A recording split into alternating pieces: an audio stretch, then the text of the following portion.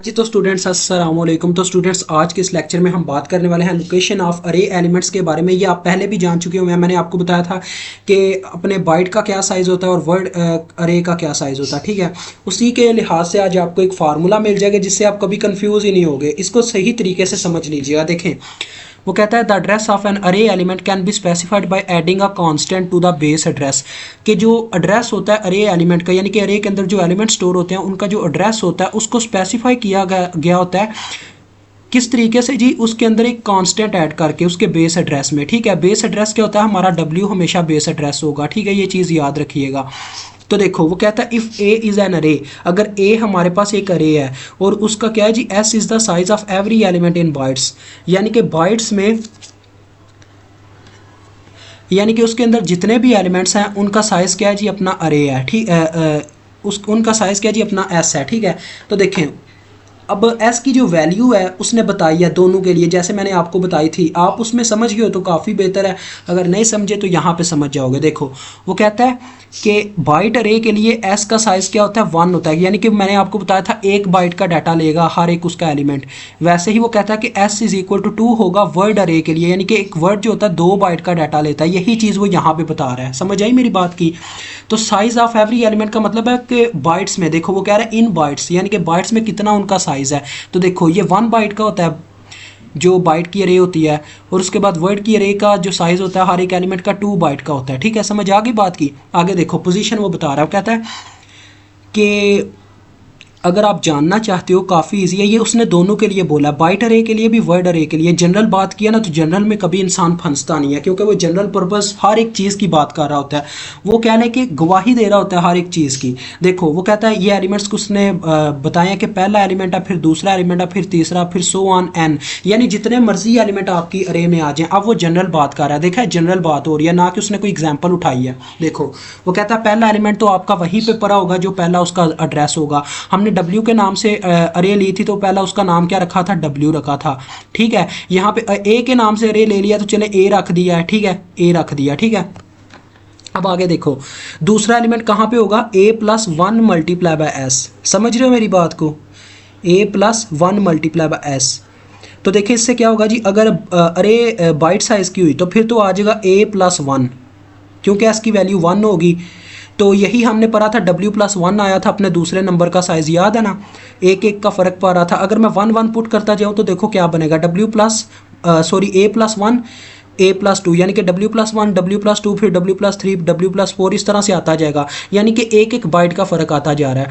तो जब वर्ड की बात करूँगा तो यहाँ पे 2 पुट होगा, तो यहाँ पे क्या आ जाएगा, A+2 फिर A+4 आ जाएगा, यहाँ पे 2 से मल्टीप्लाई होकर फिर आ जाएगा A+3 से मल्टीप्लाई होकर 2 का क्या आएगा, 6 आ जाएगा। तो यही चक्कर है कि यहाँ पे 2 का फ़र्क आता जाएगा। अपने वर्ड की बात करूँ, अब उसने जनरल बताया तो देखो जनरल में क्या हुआ, दोनों के लिए जवाब आ रहा है।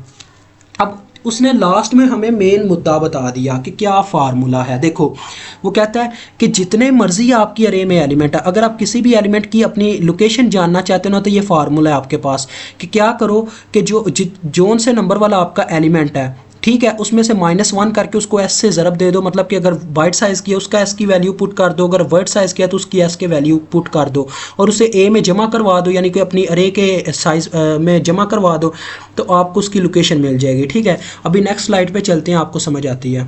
ये आ गई हमारी नेक्स्ट स्लाइड। वो कहता है स्टूडेंट देखो ये एग्जाम्पल है आपकी सबसे पहली। तो वैसे मैं तो चाहता था इसको अलहदा से वीडियो में प्रेजेंट किया जाए, लेकिन नहीं, इसी में करूँगा तो आपको ज़्यादा अच्छे से समझ आएगी। देखें वो कहता है कि हम क्या चाहते हैं जी, एक्सचेंज करना चाहते हैं 10वें और 25वें एलिमेंट को अरे के। अब देखें एक्सचेंज का ऑपरेशन तो आपको याद होगा, हम सिंपली क्या लिखते थे, एक्सचेंज AX, BX, तो वैल्यूज़ एक्सचेंज होती थी उनकी एक दूसरे के साथ। लेकिन यहाँ पर कोई और चक्कर है। देखो हमने बस उनकी पोजीशन चेंज करनी है एलिमेंट्स की। देखो हम पहले इनका क्या निकालेंगे, एड्रेस निकालेंगे। हमने ले लिया कि ये W के नाम से कोई अरे है जिसका 10वें एलिमेंट की अब वो लोकेशन निकालने लगा। तो आपको क्या फार्मूला मिला था, W, यानी कि W के लिहाज से देखें तो W+N इंटू N-1, ठीक है, into N-1 W multiply by S, यही था ना? तो देखें तो W का मतलब इसने वर्ड साइज़ की कोई अरे ली हुई है। ठीक है, उसने ये बात की है जनरली। ठीक है स्टूडेंट, तो वो ये कहता है कि देखो S की जगह 2 पुट हो गया, N-1 किया तो N क्या अपना 10 है, तो 10 माइनस 1 9 आ गया, 9 मल्टीप्लाई बाय 2 क्या आ गया जी अपना, आपको मैंने ये लिख के दिखाता हूँ। देखो ये था इसके अंदर n माइनस 1, n की वैल्यू थी 10, तो 10 माइनस 1 मल्टीप्लाई बाय 2, जिसका मतलब क्या है, मल्टीप्लाई बाय 2 का क्या मतलब है, ये अपने s की वैल्यू है, यहाँ पे s की वैल्यू पुट हुई है। और नीचे भी यही चक्कर है, देखो 25 माइनस 1 यानी कि n minus 1, 25 minus 1 multiply by s की वैल्यू 2, तो देखो ये आंसर आ रहे हैं।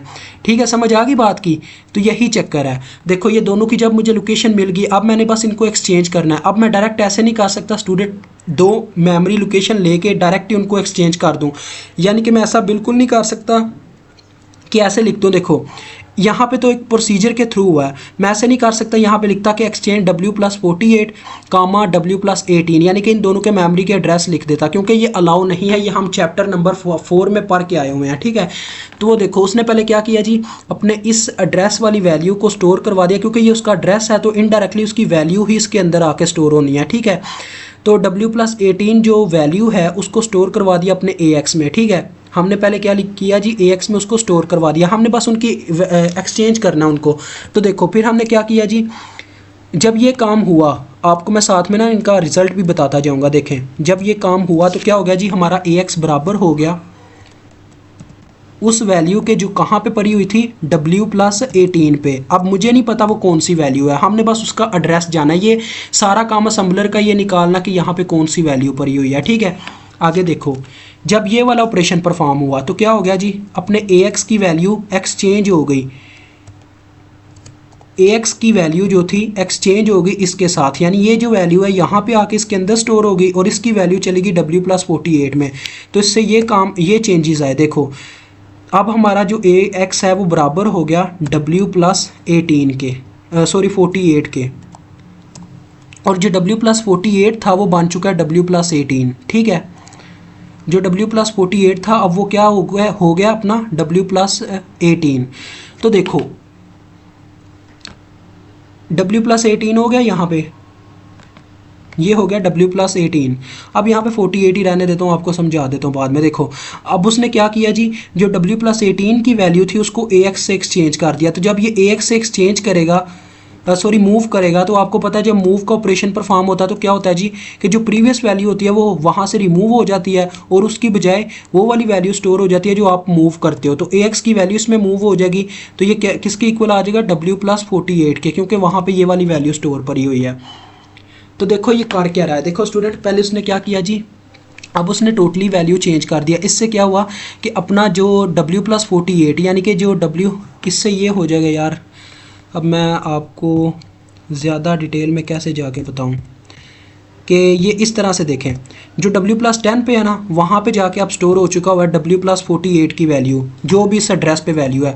और जो अपना W था दूसरा, क्या नाम है इसका, 25, वहाँ पे जाके वैल्यू स्टोर हो चुकी हुई है W+ अपने ये 18 की। ठीक है, ये इस तरह से हो गया। पहले था इसकी वैल्यू यहाँ पे 18 की, फॉर एग्जांपल कह ले 10 यहाँ पे वैल्यू स्टोर थी, यहाँ पे 10 स्टोर था, यहाँ पे स्टोर था अपना 25। ठीक है, तो जब हमने ये काम किया तो क्या हुआ जी, यहाँ पे आके अपने 10 में 25 स्टोर हो गया और उल्टा अपने 25 में क्या स्टोर हो गया, 10 स्टोर हो गया। और यही तो वो चाहता था, वो कहता था कि 10th और 25th एलिमेंट को एक्सचेंज कर दो रे के। तो एक्सचेंज किया तो क्या हो गया जी, 10वें की जगह अपना 25वां एलिमेंट चला गया और 25वें की जगह अपना 10वां एलिमेंट आ गया। तो देखो बात वही है स्टूडेंट, हमने पहले बस AX में अपने जो 10वें एलिमेंट का मेमोरी एड्रेस था वो स्टोर करवाया और उसके बाद क्या किया जी, इन दोनों की वैल्यूज़ को एक्सचेंज कर दिया, 25वें एलिमेंट की और अपने ये जो 10वें एलिमेंट की वैल्यू थी। उसके बाद क्या किया जी, ये देखो इतना तो काम होगा कि हमने जो मतलब कि W+48 यानी कि 25वें एलिमेंट की जगह अपनी ये वैल्यू स्टोर करवा दी हुई थी W+18 की। ये मैंने आपको बताया था कि यहाँ पे W+18 जाके स्टोर हो गया। तो दूसरे नंबर पे हमने फिर क्या किया जी, W+18 की जगह हमने वो वैल्यू स्टोर करवानी थी जो इसकी वैल्यू थी, जो कि एक्सचेंज होकर इसके अंदर स्टोर हो चुकी हुई थी। यहाँ पे ये देखो तो जब हमने ये काम किया मूव W+18 कामा AX किया, तो आपको पता मूव में क्या होता है, ये इसकी प्रीवियस जो वैल्यू होती है वो ख़त्म हो जाती है और नई वैल्यू आके स्टोर हो जाती है। तो नई वैल्यू क्या थी, W+48।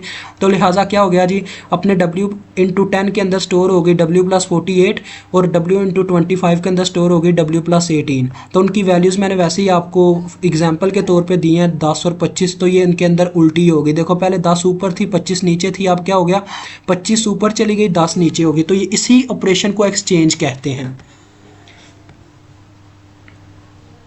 अगर आपको अभी भी नहीं समझ आई तो फिर आपका भी प्रीवियस से जो कंसेप्ट है वो क्लियर नहीं हुआ, तो उसको जाके ज़रा ध्यान से देखें।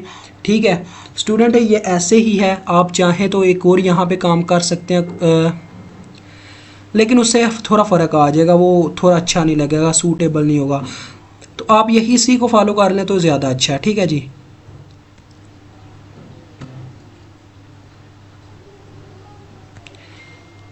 जो दूसरा मैं आपको स्टाइल बताने लगा ना, उससे ये होगा कि आपके स्टेप्स तो बढ़ जाएंगे लेकिन आपका कंसेप्ट ठीक हो जाएगा। तो मैं ये चाहता हूँ कि वीडियो चाहे जितनी बड़ी लंबी हो जाए, आपका कंसेप्ट बच्चों क्लियर होना चाहिए। देखें मैं इसकी बजाय ये कुछ यूँ करता, देखो मैं पहले ये देखें मैंने यहाँ पे क्या किया है, W+18 को छोड़ दो, ये मैंने मेन यहाँ पे क्या किया है, W×10 की वैल्यू यहाँ पे स्टोर करवाई हुई है। ठीक है, उसके बाद मैं BX में एक BX नाम का रजिस्टर ले लेता और उसके अंदर क्या स्टोर करवा देता, W+ ये जो दूसरी वैल्यू है अपनी 48 वाली। ठीक है, ये मैंने यहाँ पे स्टोर करवा दी। अब मैंने इन दोनों की वैल्यू को एक्सचेंज ही करना था, तो लिहाजा मैं यहाँ पे क्या करता जी, उल्टा यही सीन कर देता। देखो लिखता आपकी लैंग्वेज में, अब मैं बात कर रहा हूँ जो आपको ज़्यादा इजी लगती है, AX कामा BX कर दिया। क्या हो गया जी, जो W+18 इसके अंदर AX के अंदर स्टोर थी वो कहाँ पे जाके स्टोर हो गई, अब आपको समझ आएगी। देखें वो इस तरह से हो गई, अपना AX अब बराबर हो गया BX की वैल्यू के, जो कि क्या थी W+48। ठीक है, और जो अपना BX था वो AX की वैल्यू के इक्वल हो गया, जो क्या थी W+18। ठीक है, उल्टा प्रोसीजर हो गया। अब देखें अब हमने क्या करना है, अब हमने वो वैल्यूज़ उनको लुटानी भी है जिनसे हमने हासिल की थी। तो अब यहाँ पे आपने बस वही ऑपरेशन फिर से रिपीट कर देना। देखो मूव, अब बस ये होगा कि डेस्टिनेशन और सोर्स और पेरेंट आपस में चेंज हो जाएंगे। अब आ जाएगा पहले W+18, उसको हम किससे एक्सचेंज कर देंगे, AX से मूव कर देंगे, मतलब कि एक्सचेंज ही हो गया ना, मतलब वो वाली प्रीवियस वैल्यू ख़त्म हो गई और नई वैल्यू आके स्टोर हो गई। और जो अपनी 48 थी उसको एक्सचेंज कर देंगे BX के अंदर वाली वैल्यू से। तो देखो स्टूडेंट अब क्या होगा, अब देखें जब इस तरह से होगा तो W+48 जो है यहाँ पे आके स्टोर हो चुका होगा, W+18 W+48 में चेंज हो चुका होगा, और जो BX में वैल्यू थी वो यहाँ पे आके स्टोर होगी, जिससे क्या होगा जी, ये वैल्यू W+48 से W+18 बन चुकी होगी। तो अभी भी मुझे उम्मीद है अब आपको समझ आ गई होगी। अभी भी अगर आपको नहीं आई तो यार इससे ज़्यादा मैं एक्सप्लेन नहीं कर सकता, माजरत चाहता हूँ, क्योंकि बस इतना ही एक्सप्लेन हो सकता है। इससे ब्रीफ में गया तो आप यार कुछ नहीं समझ पाओगे, जो जिन बच्चों को समझ आ गई वो भी नहीं समझ सकेंगे इस चीज़ को फिर।